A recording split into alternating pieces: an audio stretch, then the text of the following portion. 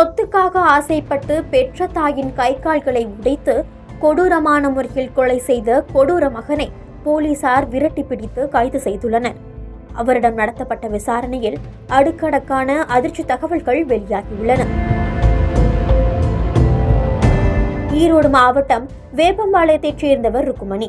இவர் தனது மகன் ரவிக்குமாருடன் வசித்து வந்துள்ளார். இந்த நிலையில் நேற்று ருக்குமணி வீட்டில் உயிரிழந்து கிடப்பதாக போலீசாருக்கு தகவல் கிடைத்துள்ளது. தகவலின் பேரில் விரைந்து சென்ற போலீசார் ருக்குமணியின் உடலை மீட்டு பிரேத பரிசோதனைக்காக ஈரோடு அரசு மருத்துவக் கல்லூரி மருத்துவமனைக்கு அனுப்பி வைத்தனர். பின்னர் அந்த பகுதியில் போலீசார் விசாரணை நடத்தி கொண்டிருந்த போது அங்கு வந்த ருக்குமணியின் மகன் ரவிக்குமார் போலீசாரை கண்டதும் ஓட்டம் பிடித்திருக்கிறார். இதனை சுதாகரித்துக் கொண்டு போலீசார் ரவிக்குமாரை விரட்டி பிடித்து விசாரணை மேற்கொண்டுள்ளனர். விசாரணையில் பல்வேறு திடுக்கிடும் தகவல்களை அவர் தெரிவித்திருக்கிறார். போலீசார் நடத்திய முதற்கட்ட விசாரணையில் ருக்குமணிக்கு சொந்தமான 1 ஏக்கர் நிலத்தில் தனது பங்கை கொடுக்க வேண்டும் என ரவிக்குமார் அடிக்கடி தகராறில் ஈடுபட்டு வந்துள்ளார். இதற்கு ருக்குமணி சம்மதிக்கவில்லை என்று கூறப்படுகிறது. இதனால் ஆத்திரமடைந்த ரவிக்குமார் நேற்று மிதமின்றிய மதுபோதையில் வீட்டிற்கு வந்திருக்கிறார்.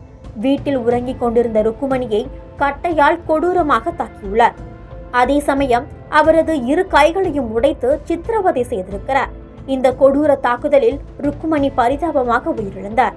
பின்னர் போதை தலைக்கேறியதால் ரவிக்குமார் தாயின் சடலத்திற்கு அருகிலேயே படுத்து உறங்கினார்.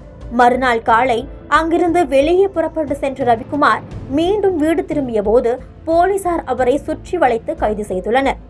இதற்கிடையில் ருக்குமணியின் பிரேத பரிசோதனை அறிக்கையில் அவரது உடலில் 60 இடங்களில் காயம் ஏற்பட்டுள்ளது தெரியவந்துள்ளது.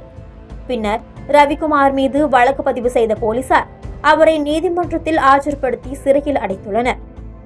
கடந்த 2022ஆம் ஆண்டு ரவிக்குமார் சொத்து தகராறு காரணமாக தனது தந்தை பழனிசாமியை கொலை செய்து சிறைக்கு சென்றுள்ளார்.